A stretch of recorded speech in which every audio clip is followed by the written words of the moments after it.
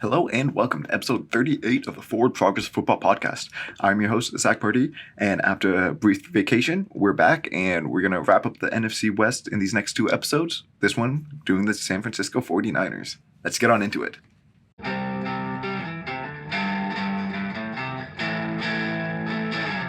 Alright, so in case you're new here, what we do is we go over each team position by position and just give a general overview of the whole roster. At the end of all that, I'm going to talk about the floor and the ceiling of this team, what I think can go wrong, what I think can go right. Talk about the Vegas over-under, whether or not I think this team will hit that over or the under, and then the biggest strength and the weakness of the roster. At the end of this whole series, which after this, the NFC West, all that's left is the AFC West, we're going to be doing a season prediction and then a season's award prediction and playoff prediction. So if you want to stick around for that, hit the subscribe button. And without any further ado, let's get on into the San Francisco 49ers. All right, and kicking things off with quarterbacks, as always, we have Trey Lance, Nate Sudfeld, Brock Purdy, and Jimmy Garoppolo is still on this roster, even though... Well, I'll get into that. All right, so Trey Lance might be the single biggest X factor of the whole NFL season. The third overall pick from last year has all the tools to be the best quarterback in the league. He's an elite athlete with a cannon of an arm and is playing for one of the most quarterback-friendly systems in the league. He's only 22, and he had a year to sit and learn the system, and the Niners are confident enough in his growth that they're moving on from a quarterback who brought them to the Super Bowl and the NFC Championship in 2 of the last 3 seasons, and the last 2 seasons that quarterback has been healthy. If we were calling Lance the MVP by the end of the year, I honestly would not be surprised. However, if we were calling Lance one of the biggest disappointments of this year, that also wouldn't shock me.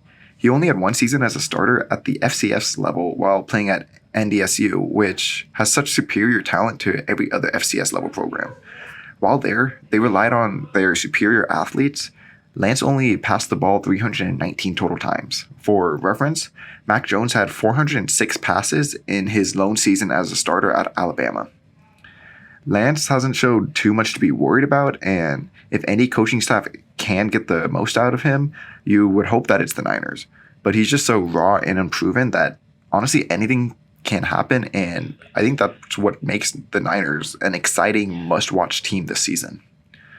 Sudfeld was taken in the 6th round in 2016, and his most notable accomplishment right now is being the quarterback that the Eagles threw in Week 17 in 2020 to throw the game. So they better hope that Lance is a lot more durable than Jimmy Garoppolo. Purdy was Mr. Irrelevant this year. He looked exciting as a freshman at Iowa in 2018, but regressed after losing Hakeem Butler, looking like a career backup type who should stick around in that role, but never really elevating his situation as a bit of a limited passer. And Jimmy G, he's the definition of a quarterback you can win with, not because. He's accurate for the most part, but definitely struggles in the middle of the field and has a tendency to not see a linebacker and just gift them the ball. The Niners knew that they could win with him, obviously having tremendous success with him, but he can't get them over the hump and also has a bunch of injury concerns. He won't be on this team, even as a backup. They can't have Trey Lance looking over his shoulders the whole season, but I honestly don't see another team wanting to pick up his massive salary. So I think he will get cut unless another team just has a quarterback go down, or if the Browns maybe decide to make a push with their salary situation. They have a pretty good situation right now. They could absorb that blow and have Garoppolo starting for those 11 games, which only 11, man. I'm not even going to get into that. So yeah, moving on, we're going to go to the running backs where they have Elijah Mitchell, Trey Sermon, Jeff Wilson Jr., JaMycal Hasty, Tyrion Davis-Price, Jordan Mason, and Kyle Juszczyk at fullback. So no team knows how to get the most out of overlooked running backs like the Niners. And yeah, no team likes to draft and sign guys who won't even start for them like the Niners. The first example, we have Elijah Mitchell. He's a home run threat running back. Drafted in the 6th round last year, his elite speed matched perfectly with his outside zone offense, and he had 100 yards in his first ever game. He played 11 games as a rookie, in and out of the lineup with injuries, but he finished with 963 yards and almost as impressively 0 fumbles. The Niners running backs are the hardest position group to predict just because who knows what Kyle Shanahan's going to want on a given week. But it feels pretty safe to say that Mitchell will carry the rock for the most of the time when he is healthy. Sermon was taken in the third round last year and was heavily outproduced by fellow rookie Mitchell, even though he was taken 3 rounds earlier. Sermon is a bigger back, at least compared to Mitchell, at 6'1", 215. He has good suddenness and explosiveness, but he definitely lacks the top speed of most backs who succeed in this outside zone type of scheme. The Niners have gotten some good production out of Wilson, despite his limited athleticism. The UDFA from 2018 had a good 2020 where he started many games for the Niners, but he's also a back who's dealt with injuries throughout his career. His limited upside and injury history could honestly make him a bit of a surprise cut candidate here, especially with such a deep roster. But he definitely is a lot more proven than the guys behind him, so they might want to keep him around just for that security. Hasty is an undersized, shifty receiving back type who went undrafted in 2020. He's been buried on the depth chart so far, but has produced when given the opportunity, so maybe he can get some more looks in year 3, despite the Niners taking another running back in round 3. Davis Price is that annual back that the Niners bring in that just kind of makes you scratch your head. Taken in the 3rd round at LSU, he was productive there as the lead back, and he has good top speed, but lacks some of that short area quickness to make that first guy miss, and was hardly used in the passing game. With a pretty good room already set and a track record of good production from later round picks, undrafted guys, or street free agents, 3rd round pick on Davis Price is just confusing. Hopefully he can show us all why he was picked so highly, but looking at it from the outside is just confusing and is like a wait-and-see situation. I hope he proves me wrong, but yeah, I'm not too confident, at least in his year 1 outlook. Then Mason is a UDFA from this class. Juszczyk, he's the best fullback in the league. He's an amazing blocker and also a legitimate threat in the receiving game off of play action, having over 200 yards each year since joining the Niners back in 2017, which... yeah, 200 isn't like a lot if you're looking at a receiver or even a running back, but it's a fullback who doesn't get a bunch of snaps. He's making the most of every opportunity he has. So for wide receivers, they have Deebo Samuel, Brandon Ayuk, Jauan Jennings, Danny Gray, Malik Turner, Ray McLeod III, Marcus Johnson, Austin Mack, Willie Snead IV, and Tay Martin. Deebo Samuels is one of the most, if not the most, dynamic receivers in the league. He finished the season with 1,400 yards and 6 touchdowns through the air and 365 yards and 8 touchdowns on the ground. He's obviously this amazing hybrid player, but I think people are underrating his ability as a receiver. A lot of people just view him as a gimmick, but they started using him as a back in week 10, like a lot more than they had previously. Like he saw a couple snaps, but week 10 is when that production really started to kick up. And then they really dove into it in week 11 and on. From weeks 1 through 9, Deebo averaged 110 receiving yards a game. And then he started seeing about 5 to 15 snaps on the backfield and 5 to 8 carries a game. His versatility and effectiveness in each position makes it difficult for defenses just to match personnel from the huddle, as they could realistically face a loaded box and just move Deebo to receiver, or if there's a light box, like one linebacker look, put Deebo in a running back and just gash him. He got this big contract extension despite earlier rumors. He seems perfectly content with carrying the ball and helping the team, and I'm just excited to see how they use him again. And Ayuk had a really solid rookie season, but then started last year in the doghouse for whatever reason. He worked his way back up and looked great by the end of this year, which really helped the Niners have the flexibility to put Deebo to use in creative ways. He's not like the biggest, fastest, or best route runner, but Ayuk is amazing with the ball in his hands, and no one is better at scheming open receivers than Kyle Shanahan. With a full offseason as a starter now, he's primed for like a really big year 3, and I think could shock a lot of people. Jauan Jennings is a big-bodied slot receiver who's definitely a limited athlete, but a good, like, big contested catch target. The 2020 7th-round pick struggled with concentration drops, and he doesn't have the highest upside just due to like his physical limitations, but if he can like work on consistently catching the ball when open, he's just like a safe target for his young quarterback, which is far from a bad thing. Gray was taken in the 3rd round this year out of SMU.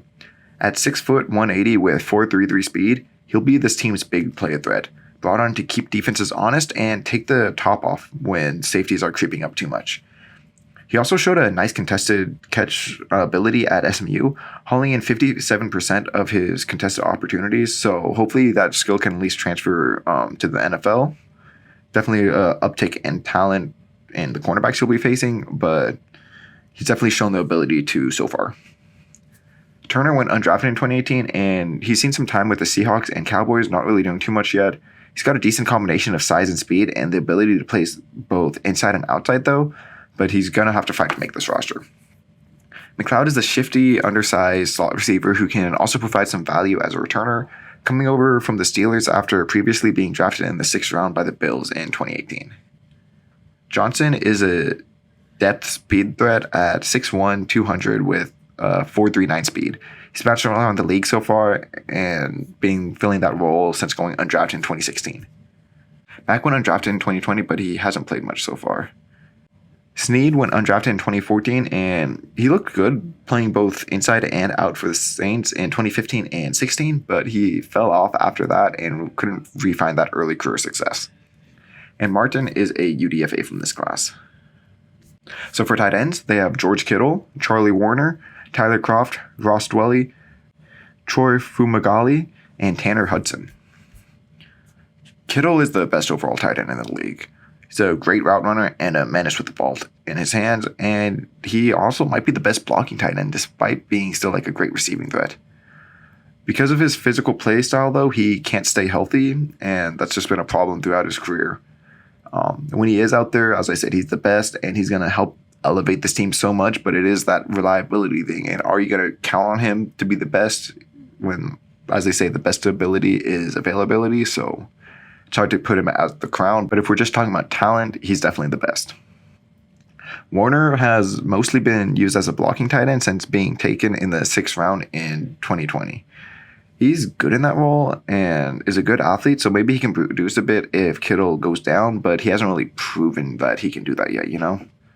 Kroft looked like he could be a decent starting level tight end, but has struggled to stay healthy since 2017. He likely won't see much playing time unless Kittle is out, but obviously that's been really common recently, so we could see him getting a couple hundred yards this season, and that wouldn't shock me. Dwelley went undrafted in 2018 and has been a depth tight end so far with the Niners, filling in decently for Kittle in 2020, putting up over 200 yards, but he really didn't do much last year. Fumagalli was taken in the 5th round in 2018, but he hasn't played since 2020 and has only seen limited action then. And Hudson went undrafted in 2018, not really doing much at all so far. So for offensive line, their projected starters are Trent Williams, Aaron Banks, Jake Brendel, Spencer Buford, and Mike McGlinchey, with Colton McKivitz, Sam Schulter, Alfredo Gutierrez, Jalen Moore, Justin School, and Jordan Mills backing up at tackles, Jason Poe, Keaton Sutherland, and Nick Zakelj backing up at guards, and Daniel Brunskill and Donovan West backing up at center. Williams was the best left tackle in the league last year. He's a great pass blocker, but he really makes his money in the run game. If you want to have some fun, just look up his highlights and watch him just absolutely erase 2 300-pound grown men, especially when the Niners started using him as a puller in space. There's no player in the league you would rather run behind than him. McKivitz was taken in the 5th round in 2020 and hasn't played a lot yet, looking like a backup when he does get out there. Shuttler went undrafted this year, and Gutierrez went undrafted last year. Banks was taken in the 2nd round last year, but he hardly played. Many were surprised to see that he was picked so highly as someone who seemed to have like a limited upside, so we'll see if the Niners can prove everyone wrong this year with him slated to start. Poe is a UDFA from this class. Brendel went undrafted in 2016, but hasn't really played much so far, seeing his most snaps in 2018 with the Dolphins where he played at like a backup caliber level. Now with a few more seasons of experience under his belt, the Niners need him to start with the retirement of Alex Mack. Brunskill went undrafted in 2017 and has started each of the last 2 years at guard or center, providing some replacement level starter play. And West is a UDFA from this class.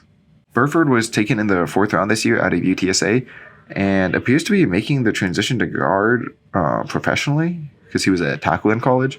and he's got like a real shot of winning the starting gig right away. He's currently slated to and has been kicking ass in practices and preseason so far. Sutherland went undrafted in 2019 and has bounced around as a backup, not playing too much yet, but he does have flexibility of playing all three interior positions. And Zakelj is a UDFA from this class. McGlinchey was picked 9th overall in 2018. He's been a great run blocker, but has definitely left something to be desired as a pass protector and has dealt with some injuries throughout his career. He's playing on his 5th-year option now, and I think he'll still be a starter next year, but if he wants to remain on the Niners, I think he'd have to step it up a bit and remain healthy. Moore was picked in the 5th round last year and made some spot starts at both tackle spots, playing all right for a rookie, but he's already old, or not old, but older for a second-year player at 25. School was taken in the 6th round in 2019 and saw a lot of starts as a rookie, but didn't really play too good. He made a couple more appearances in 2020, but none at all last year. Mills was taken in the 5th round in 2013 and has seen a lot of starts under his belt, but hasn't been a team's week 1 starter since 2018, and he will be turning 32 this season. So for their interior defensive line, they have Eric Armstead, Javon Kinlaw, Hassan Ridgeway, Kevin Givens, Akeem Spence, Kevin Atkins, and Kalia Davis. Armstead is a versatile defensive lineman selected in the 1st round in 2015. He got off to a slower start to his career, but had a career year in 2019 with 62 pressures and 11 sacks. He's able to be an early down edge run defender and then also be an extremely effective interior rusher. So his versatility helps this Niners defensive line get the best guys on the field. The Niners traded DeForest Buckner to the Colts in 2020, and they used the pick that they got to draft Kinlaw, hoping that they could partially recreate him on a much cheaper cost. However, he's not been effective when on the field so far and has mixed significant time with injuries. The Niners are hoping for a year 3 breakout here because the rest of this interior group doesn't have a lot of upside. Ridgeway was taken in the 4th round in 2019 and has been a rotational interior lineman, but has been all right at best against both the run and the pass, not really providing much value in either aspect. Givens is an undersized defensive tackle who went undrafted in 2019 and has been like a rotational level player for the Niners since then. Spence was taken in the 4th round in 2013 by the Bucs and was a decent rotational pass rushing focused lineman there, but his playing time, his production has been going down each year since 2019. He's just getting up in there in age, Atkins and Davis, they're both UDFAs from this class. So for edge defenders, they have Nick Bosa, Samson Ebukam, Charles Omenihu, Drake Jackson, Jordan Willis, Kerry Hyder Jr., Alex Barrett, and Kamoku Toure. Bosa came into the league and was instantly one of the best pass rushers as a rookie, where he had 80 pressures and 10 sacks. He tore his ACL in year 2, but played incredibly in year 3, having 75 pressures and 16 sacks. There's no reason to believe that Bosa won't have a year or multiple where we call him the best in the league. It's just a matter of, is this going to be the year where he can establish himself as that? Ebukam was taken in the 4th round by the Rams in 2017, and last year was his first with the Niners. It also was his best year so far, playing as a rotational rusher and getting 34 pressures and 6 sacks. There's some other exciting young talent in this room, so maybe he's still just going to be a rotational player, but you definitely can't complain about what he's provided in the red and gold so far. Omenihu was an exciting young player drafted by the Texans in the 5th round in 2019 and traded midway through last year to the Niners. He doesn't provide much as a run defender, but he has shown some real nice flashes as a pass rusher. He couldn't see the field that much in San Francisco as much as he did in Houston, but maybe he can get a bit more action now with the departure of Dee Ford. Jackson will come in this year and be a designated pass rusher early in his career, taken in the 2nd round out of USC this year. While playing there, he showed amazing upside as a great speed rusher, but he lacks that power and physicality against the run. He'll come in on obvious passing situations and provide some bend around the edge, but he'll need to learn how to convert his speed into power more if he wants to become a full-time productive edge. Willis was taken in the 3rd round in 2017 by the Bengals, but he hasn't really done much yet, seeing a couple hundred snaps season as a rotational edge, not providing the most value. Hyder, he went undrafted in 2014 and had a surprising breakout year with the Niners in 2020. His 55 pressures and 9 sacks got him a decent payday from the Seahawks, but he couldn't recreate his success there. So now back on the Niners, can he succeed again, or is he going to be buried in this pretty deep room? Barrett went undrafted in 2017, but he hasn't played much yet. His success in the AAF in 2019 got him second looks in the NFL, but so far they haven't led to much playing time. Altuve was taken in the second round in 2018 by the Colts, but could never establish himself there and not being trusted against the run and not producing against the pass. So for linebackers, they have Fred Warner, Dre Greenlaw, Azeez Al-Shaair, Curtis Robinson, Oren Burks, Demetrius Flannigan-Fowles, Marcelino McCray-Ball, Segun Alubi, and Jeremiah Gemmel. Warner is one of the best linebackers in the league.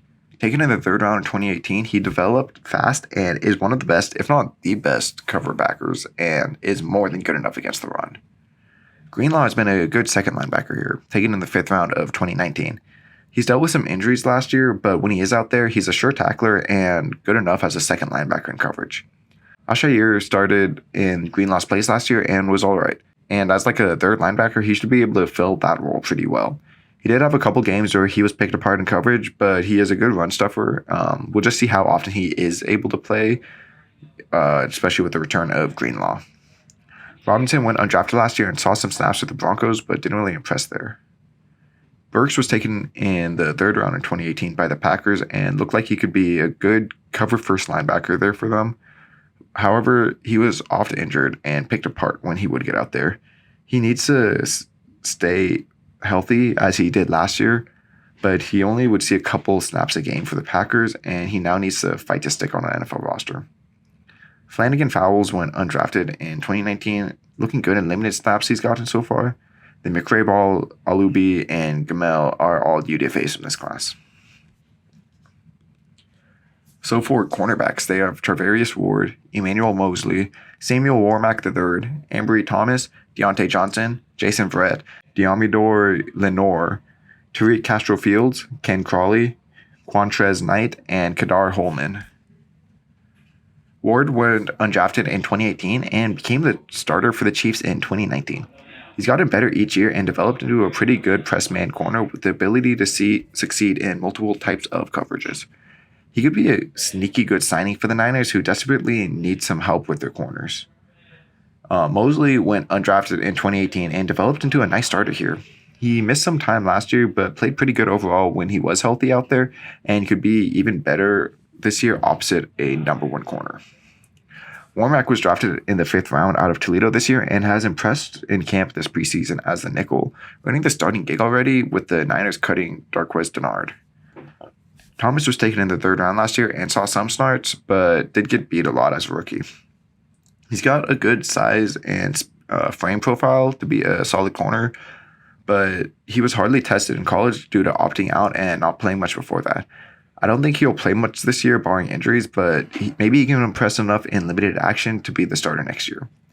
Johnson was taken in the 4th round in 2014 and has started for 1 season where he didn't play well for the Niners.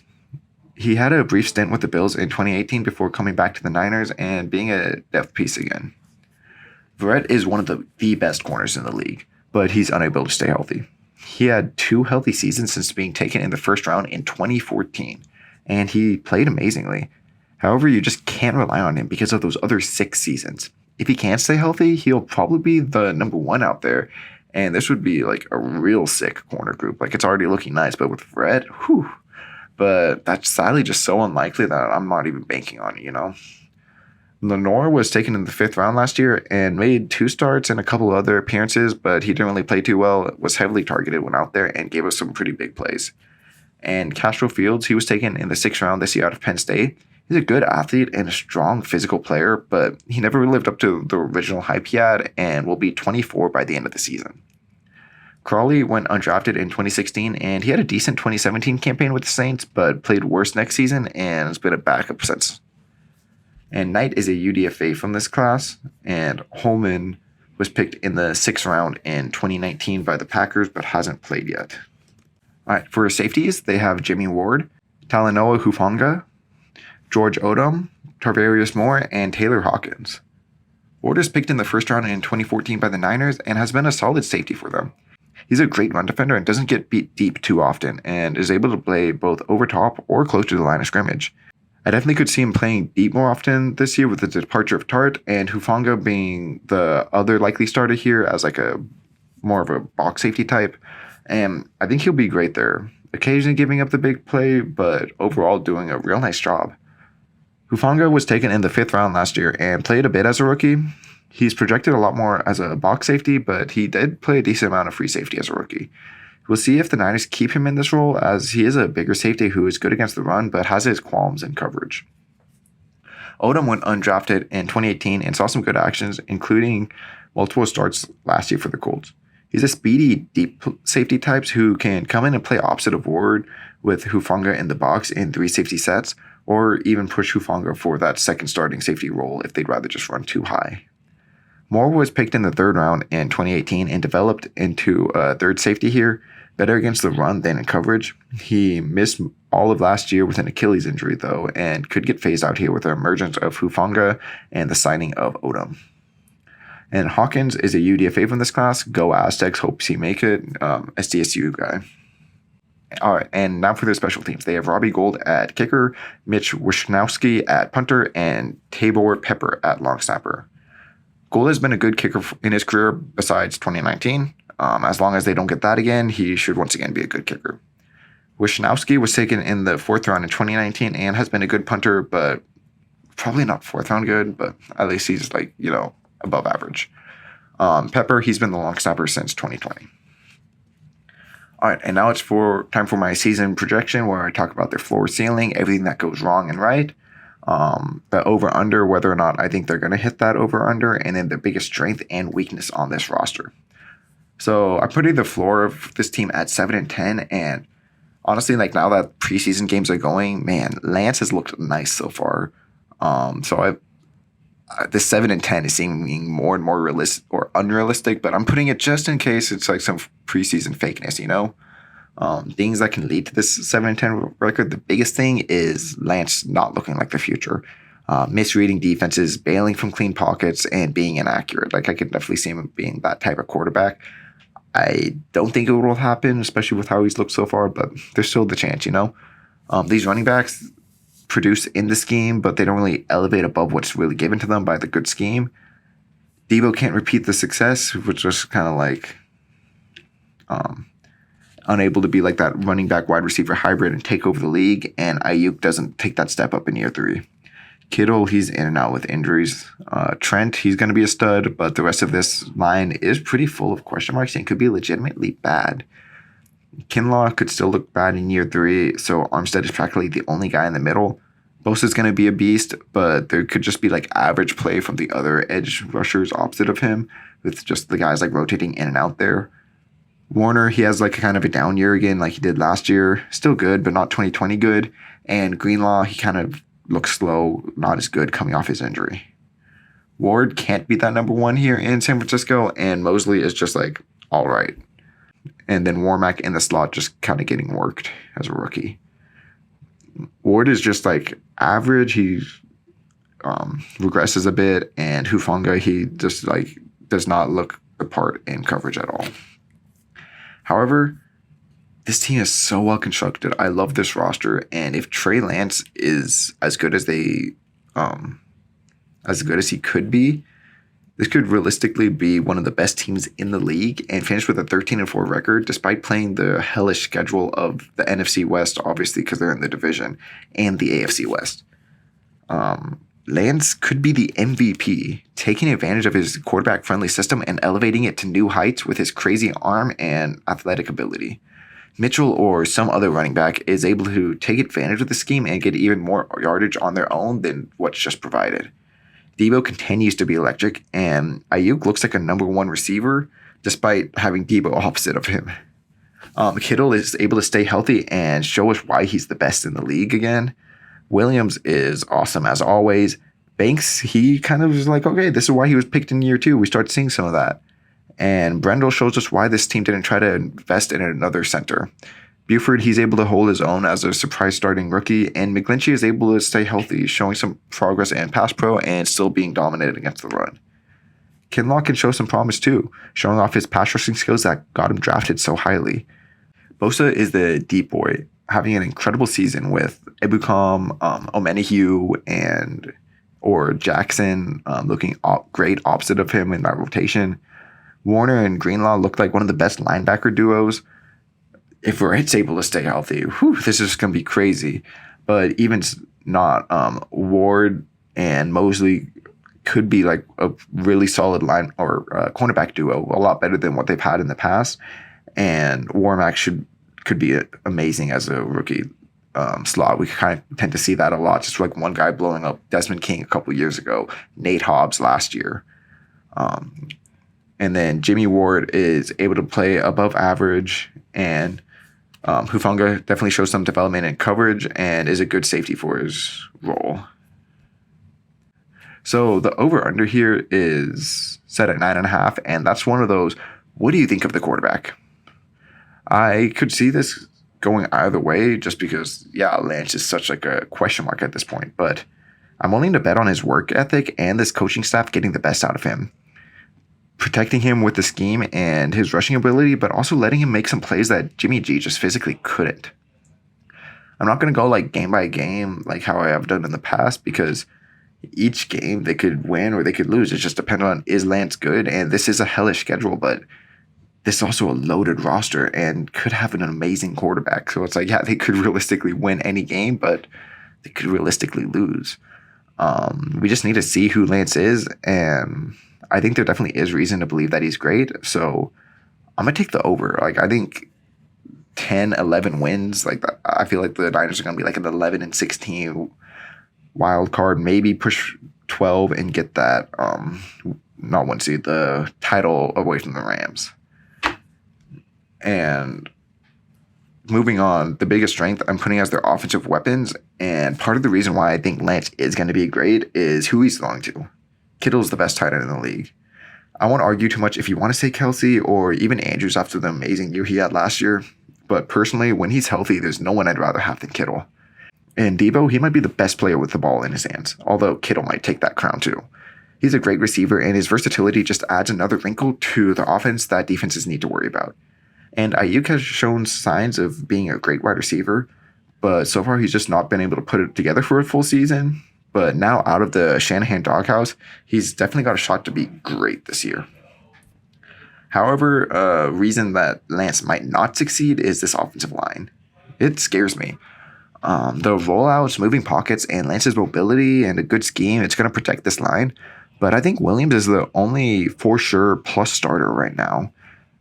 To be fair, he is the best left tackle in the league, so that's going to be a huge plus. But when you have like a second-year player who many thought was going to be a reach in the second round, you got a journeyman backup who went undrafted in 2016 at center, a rookie tackle from UTSA playing at guard, and an injury-prone right tackle who has struggled to protect his quarterback so far, but he's an excellent run blocker. They could be a decent offensive line. Like, I wouldn't be shocked if I come out of this being like, okay, yeah, this is like an average to above average offensive line, but there's definitely a path to this offensive line being terrible and hindering Lance's development. All right, so that's going to do it for today's episode. This is a really fun team to break down because, as I said, this team can be either one of the best in the league or just kind of like a middling story, and like, this is why you don't risk it all for a quarterback when you already have like a decent one in place. If you liked what you saw, leave a like, leave a comment below. Let me know what you think of this team, whether you think I'm too high, too low on them. What do you think about specific plays? Do you think Trey Lance is going to be this MVP type that I definitely think he's going to at least be in the conversation for, or do you think he's going to be a bust? And hit the subscribe button if you want to stick around to the end of the series and hear what I have to say about the whole NFL season. I'm going to be pumping out these episodes because I did take a bit of a break.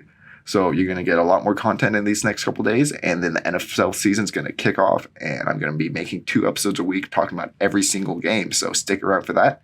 I'll see you later.